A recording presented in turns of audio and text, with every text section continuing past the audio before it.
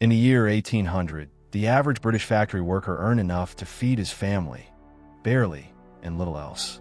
By 1850, after 50 years of the greatest technological transformation in human history, that same worker's real wages had barely moved. But the men who owned the factories, they were building country estates, funding parliaments, commissioning portraits of themselves in marble halls. This video is about that gap, not the gap that existed. Gaps between rich and poor have existed since the first city was built, but the gap that was created, deliberately, systematically, through laws, through policy, through force, and through a carefully constructed set of ideas about what human beings are worth. The Industrial Revolution did not accidentally produce inequality. It was engineered to. Stay with me, because by the end of this video, you will never look at a factory or a tech company quite the same way again. To understand how wealth became so radically concentrated, you first have to understand the world that existed before the machines arrived. Britain in 1750 was not a nation of the desperately poor. It was a nation of the modest, the rural, and the self-sufficient. About 75% of the English population lived in the countryside. Most families worked a combination of small-scale farming and cottage industry, spinning wool, weaving cloth, making nails or buttons by hand, at home, on their own schedule, at their own pace. Historians call this the putting out system. A merchant, the early precursor of the factory owner, would deliver raw wool or raw cotton to a rural household. The family would spin it, weave it, and return it as finished cloth. They were paid by the piece. It was not a comfortable life. Margins were thin. Bad harvests were catastrophic. Disease moved quickly through tight rural communities. But it had one quality that the factory age would ruthlessly destroy: autonomy. A cottage weaver could stop working when his children were sick. He could slow down in harvest season when the fields needed attention. He could, within real limits, set the terms of his own labor. He was poor often, but he was not yet a unit of production. There was also something else underpinning rural life, something invisible on most history maps, but fundamental to how ordinary people survived: land. Common land, the fields, forests, and waterways that villages had shared and managed collectively for centuries. Ordinary families could graze a cow on the common, cut peat for fuel, catch fish in a river, gather wood from the forest's edge. It wasn't ownership, but it was access. And access to land meant that however meager your wages, you had a fallback. You could, in the most literal sense, feed yourself. That fallback was about to be taken away, not by chance, not by technological progress, by an act of parliament, by 4,000 acts of parliament. Between roughly 1750 and 1850, the British Parliament passed over 4,000 individual Enclosure Acts. 4,000 acts. Each one took common land that local families had relied on for generations, and transferred it into private ownership. The total area enclosed during this period was approximately 6.8 million acres. To put that in perspective, that is an area larger than the entire country of Belgium, stripped from common use and handed to private landlords within a single century. Here's where it gets interesting and uncomfortable. The Enclosure Acts were passed by a parliament that, in the 18th century, represented approximately 3% of the British population. These were men of property, large landowners, wealthy merchants, aristocrats, men who stood to gain directly from enclosure. The villagers who lost their common rights had no vote, no representation, no legal standing to object. They could petition, and many did, but petitions against enclosure were almost never successful. The effect was immediate and catastrophic for rural families. Before enclosure, a family with access to common land could survive even on low wages. After enclosure, that survival buffer was gone. If you could not find paid work in a farm, in a mine, or eventually in a factory, you had nothing. This is not a tragic accident. Economic historians have a name for what enclosure deliberately created: a landless proletariat, a mass of human beings who owned nothing but their labor, and who therefore had no choice but to sell that labor to whoever would buy it, at whatever price that buyer was willing to pay. The factory owners of the Industrial Revolution did not find their workers waiting for them by coincidence. They were created for them, by policy, by law, by parliament. In 1750, Roughly 40% of rural families in England had some access to common land or held small landholdings. By 1850, that figure had fallen to under 5%. In a single century, the rural working class had been stripped of the one asset that gave them any economic independence, and they were about to walk into the mills. The first generation of factory workers arrived from a countryside expecting, or at least hoping, that the new industrial economy would reward their labor as the old one had. It did not. This is one of the most fiercely debated questions in economic history. Did industrialization raise living standards for ordinary workers? For much of the 20th century, the optimist interpretation dominated. The Industrial Revolution was hard, yes, but ultimately lifted the mass of British workers out of poverty. Progress was painful, but it was progress. Then historians started looking more carefully at the numbers, and the numbers told a very different story. Economic historian Robert Allen of Oxford spent years reconstructing real wage data, carefully adjusted for inflation, food prices, and housing costs, for British workers across the entire 1760 to 1850 period. His conclusion was stark. For the bottom 60% of British workers, real wages in 1840 were no higher than they had been in 1760. 80 years of the Industrial Revolution, one of the most productive economic transformations in human history. And the people doing the work were no better off. The national income grew. The national wealth grew. The share that went to labor did not. When an economics student asks why wages didn't rise as productivity soared, the textbook answer is competition among workers. More workers, same number of jobs, wages stay flat. Supply and demand. But that is only part of the story. And it is the part that conveniently omits a great deal of deliberate policy. In 1799 and 1800, the British Parliament passed the Combination Acts. These two pieces of legislation made it illegal for workers to organize, to collectively negotiate wages, to strike, or even to meet with other workers to discuss working conditions. A worker caught attending a union meeting could be imprisoned for up to 3 months with hard labor. A factory owner who colluded with other factory owners to suppress wages? That was entirely legal. There was no equivalent law restricting what employers could do collectively. The law was not neutral. It was tilted, by design, in one direction. The Combination Acts were not some abstract legal footnote. Between 1800 and 1824, thousands of workers were prosecuted under them.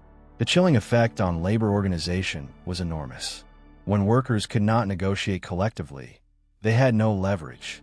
And when they had no leverage, wages could be set at whatever level the market and the employer dictated. The existing poor law system added another layer of control. Under the old system, poor relief was administered at the parish level. If you fell into poverty, the parish would support you, but only if you stayed in the parish where you were born. Moving to a new parish to find work could mean losing your right to relief entirely. This created something extraordinary. A labor force that was geographically immobile by law. Workers in depressed areas couldn't easily move to where wages were higher. Workers in new industrial areas couldn't leave even if conditions were brutal. They were, in the most literal sense, trapped. Then, in 1815, Parliament passed the Corn Laws. These tariffs kept the price of imported grain artificially high, protecting the profits of large landowners, many of whom were, again, the same men sitting in Parliament. The effect on working families was direct and vicious. Food became more expensive at exactly the moment when wages were stagnant. A working-class family in 1820 might spend 70 to 80% of its entire income on food alone. The Corn Laws were finally repealed in 1846, after decades of working-class agitation. But for 30 years, they had served as an invisible tax on the poor, a quiet, legal transfer of income from the hungry to the landed. We are told the market sets the price, but the market was set by men who never went hungry. Economic historians talk about wages and productivity, but there is another set of data that tells the story of the Industrial Revolution more viscerally than any wage chart. The bones. Beginning in the 1980s, a generation of bioarchaeologists, historians who study human remains, began systematically examining skeletal collections from 18th and 19th century England. What they found was startling. People living in the early industrial period were, on average, shorter than people who had lived in the same regions a century before. In some industrial cities, Average male height fell by up to 2 centimeters between 1780 and 1850. Height is a biological marker of nutritional adequacy in childhood. When average heights fall across a population, it means that children, on average, are not getting enough to eat. Life expectancy data tells a parallel story. In Manchester in 1841, the absolute heart of the Industrial Revolution, average life expectancy at birth was 28 years. Not 28 years of adult life, 28 years of total life. By comparison, in rural Rutland, a non-industrial county in the same decade, average life expectancy at birth was 41 years.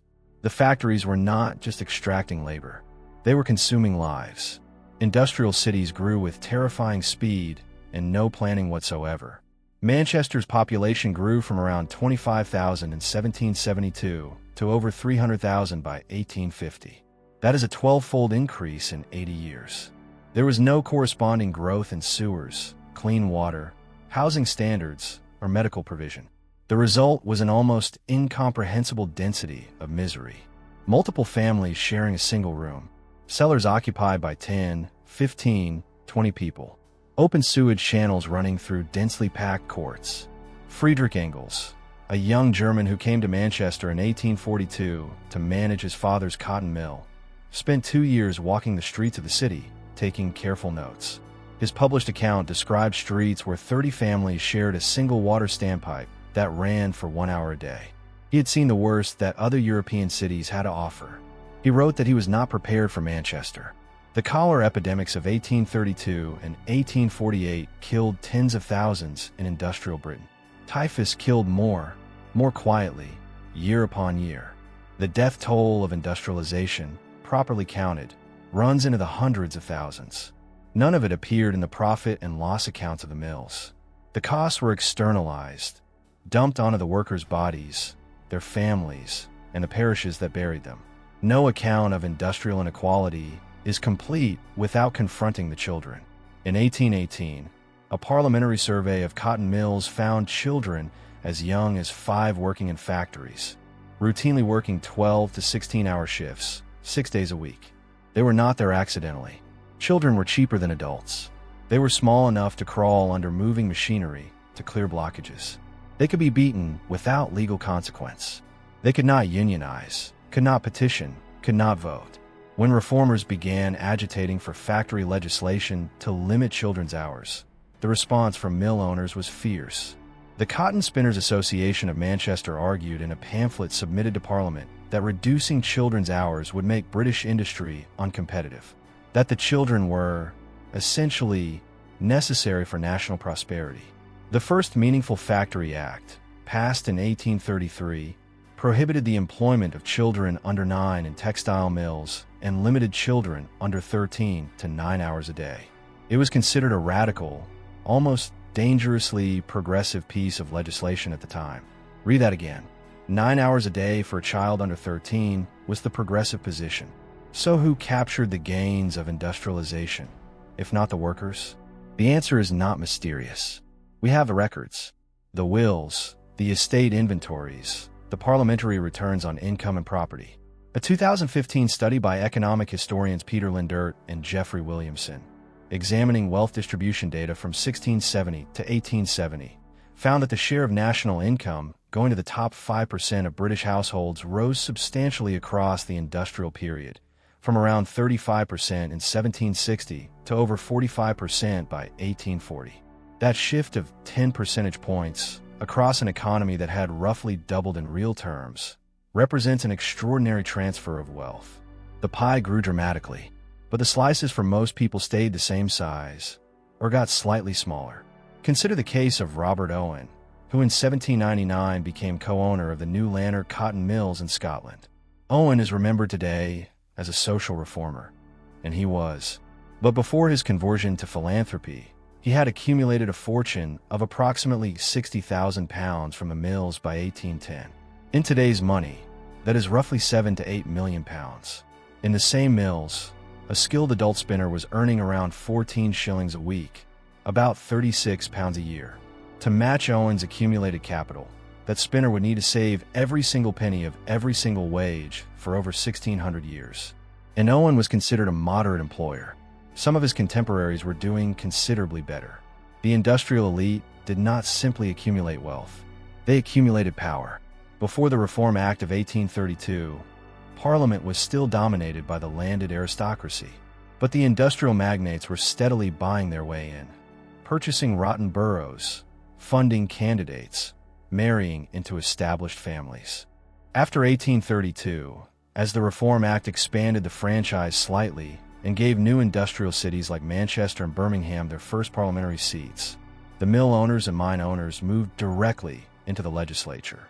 They were now writing the laws that governed their own factories, setting the minimum wage, which didn't exist, regulating their own working conditions, which they didn't, deciding whether unions were legal, which they weren't. Underpinning all of this was a set of ideas, powerful, self-serving, and remarkably durable, about why some people were rich and others were poor. The dominant economic philosophy of the period held that poverty was a natural condition caused by individual vice, improvidence, and the inevitable pressure of population on limited resources. The poor were poor because they drank, because they had too many children, because they lacked ambition or discipline. The rich were rich because they were industrious, prudent, and deserving. This ideology performed a crucial function.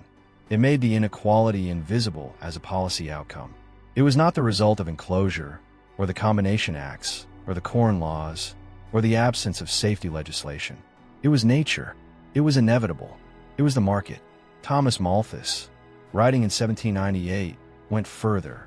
He argued that attempts to improve the condition of the poor through charity or higher wages were actually counterproductive. They would only encourage larger families, which would drive wages back down. The suffering of the poor was, in a sense, their own fault, and it was kindest to let it take its course. These ideas were not fringe. They were mainstream. They were taught in universities, published in respectable journals, cited in parliamentary debates. They gave intellectual respectability to a system of exploitation. The workers were not passive. It is important to say that clearly, because decades of simplified history reduced their resistance to footnotes or caricature. Between 1811 and 1816, a movement of skilled textile workers calling themselves Luddites carried out systematic attacks on the new machinery being introduced into Yorkshire, Lancashire, and Nottinghamshire mills. They are remembered today as a byword for irrational technophobia. The actual history is considerably more interesting. The Luddites were not opposed to machines as such. They were opposed to the use of machines specifically to deskill their work, destroy their wages, and break their negotiating power. They had, in many cases, been skilled craftsmen, framework knitters and weavers, whose expertise had taken years to develop and who commanded decent wages precisely because of it. The new machinery did not require their skill. It required cheap, interchangeable, unskilled labor, including children. Their jobs were not simply being replaced by technology. They were being replaced by cheaper people, using technology as the mechanism. The government's response was decisive and brutal. They deployed 12,000 soldiers to the industrial north, more troops than Wellington had taken to the Iberian Peninsula at the start of the Peninsular War. Frame breaking was made a capital offense. 17 Luddites were hanged at York in January 1813. A generation later, a broader and more explicitly political movement emerged, Chartism. The Chartists, active from the late 1830s through the 1850s, organized around a 6-point charter demanding political reform. Universal male suffrage, secret ballots, abolition of the property requirement for members of parliament, equal electoral districts, payment for MPs, and annual parliaments. To modern ears, these demands sound modest, reasonable even. At the time, the ruling class treated them as revolutionary. In 1839 and again in 1842, the Chartists presented million-signature petitions to Parliament. Both were rejected without substantive debate. At the movement's peak in 1842, a general strike shut much of industrial England for several weeks. The army was called out. The strike was broken. Hundreds of Chartist leaders were arrested and transported. The core of the Chartist argument was simple. We cannot improve our wages and conditions through collective bargaining because you have made that illegal. We cannot improve them through parliamentary pressure because we have no vote. Give us the vote, and we will take care of the rest ourselves. It took until 1918 for anything close to universal suffrage to arrive in Britain. And by that time, the Industrial Revolution and its foundational inequalities were baked into the structure of global capitalism. Here is the question this history demands we ask. Was any of this inevitable? The steam engine was not inevitable. It was invented. The factory system was not inevitable. It was built. The enclosures were not inevitable. They were voted for. The Combination Acts were not inevitable. They were drafted, debated, and passed into law. At every step, human beings made choices. Those choices had consequences. Those consequences were not evenly distributed. Beginning in the 1840s, a slow, grinding, contested process of reform began to claw back some of what had been taken. The Corn Laws were repealed in 1846. The Combination Acts had been partially repealed in 1824. Trade unions were legalized in 1871. A Factory Act setting minimum safety standards passed in 1844. Compulsory state education arrived in 1870. The first meaningful public health infrastructure came in the 1850s and 1860s, largely because the stench of London's sewers had become so catastrophic that Parliament itself could no longer function. The living standards of ordinary British workers did eventually rise, substantially, beginning in the 1850s and accelerating from the 1870s onward. But notice what drove that improvement. Not the free market, not the benevolence of employers. What drove it was unions gaining legal rights and using them, state legislation forcing minimum standards on unwilling employers, and political reforms giving workers a voice in the decisions that affected them. The gains of industrialization reached ordinary workers when, and only when, workers acquired the political and collective power to demand them. We are living through a second transformation comparable in scale to the Industrial Revolution. Automation, artificial intelligence, and the platform economy are restructuring labor markets at a speed that governments and legal systems are struggling to match. Platform workers classified as independent contractors to avoid the costs of employment. Algorithmic wage setting that workers cannot see or contest. Productivity gains concentrated almost entirely at the ownership level, and the intellectual framework justifying it. The language of disruption, of inevitable market forces, of workers who just need a res kill, performs exactly the same function that Malthus and Ricardo's theories performed in 1820. It makes structural choices look like natural laws. The Industrial Revolution tells us nothing about this is inevitable. Every piece of it is a choice. And history is honest about what it takes to change those choices. It takes people deciding that the current arrangement is not natural, not inevitable, and not acceptable, and then organizing.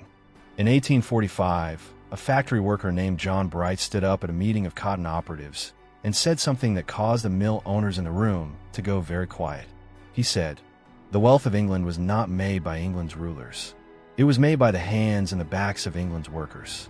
And one day, England's workers will know that and act upon it. The history we have explored today is not a history of villains and heroes. It is something more troubling and more useful than that. It is a history of systems, of how rules get written and for whom, of how the language of inevitability has always been the most powerful weapon of those who benefit from the status quo, and of how, slowly, painfully, and always against fierce opposition, those systems can be changed. The Industrial Revolution did not make some men rich and everyone else miserable because of the steam engine. It did so because of the Enclosure Acts, because of the Combination Acts, because of the Corn Laws, because of a parliament that represented 3% of the population and wrote laws accordingly. The machines were new. The methods were ancient. It was not progress that was new. It was the scale of what could be taken.